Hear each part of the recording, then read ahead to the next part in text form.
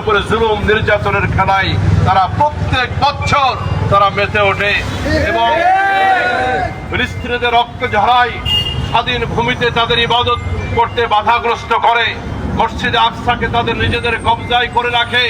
এবারে রমজানেও তারা ক্ষান্ত হয় নাই, ফিলিস্তিনে আক্রমণ করতেছে এবং পাশাপাশি ইরানকে আক্রমণ করেছে। তারা মুসল্লি ভাইরা, ইরানের সাথে আমাদের শিয়া সুন্নির দ্বন্দ্ব, এই দ্বন্দ্বের কারণে আমরা পিছিয়ে থাকবো না। কারণ আমেরিকা আর ইসরায়েল, ওই কাফের ওই ইহুদি খ্রিস্টান যখন আক্রমণ করে সেই মুহূর্তে কিন্তু শিয়া আর সুন্নি তারা বিবেচনা করে না। যখন তারা আফগানিস্তানে হামলা করেছিল সেই মুহূর্তে তো শিয়া সুন্নির কোনো দ্বন্দ্ব ছিল না।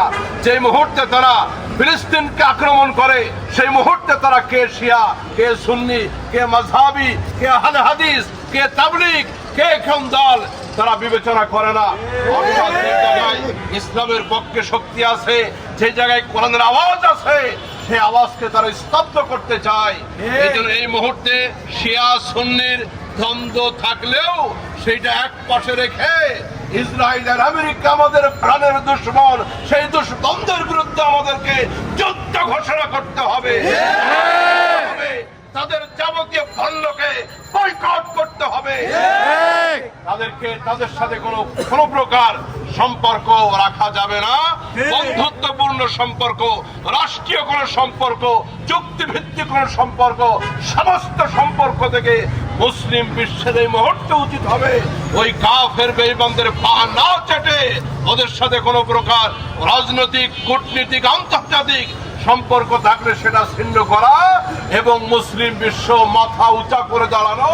কাফের বেঈমানদের বিরুদ্ধে গোটা পৃথিবীর 200 কোটি মুসলমান যদি এক হতে পারে, কসম করে বলি যতই উঁচা গলায় কথা বলুক না কেন, ওরা মুসলিম বিশ্বের বিরুদ্ধে কোনো পদক্ষেপ নিতে সাহস পাবে না।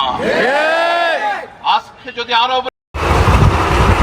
বিশ্ব সন্ত্রাসী আমেরিকা ও অবৈধ রাষ্ট্র ইসরায়েল কর্তৃক যৌথভাবে ইরানের উপর হামলার প্রতিবাদে বিক্ষোভ সমাবেশে আমরা মিরপুর 2 নম্বর কাঁঠালবাগ মসজিদ থেকে আমরা এলাকাবাসী এক বিক্ষোভ সমাবেশের আয়োজন করি।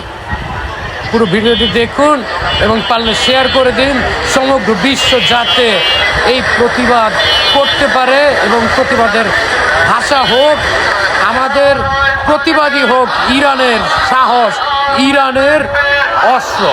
ধন্যবাদ। আসসালামু আলাইকুম। আমেরিকা এবং ইসরায়েলের বিরুদ্ধে, আমেরিকা এবং ইসরায়েলের বিরুদ্ধে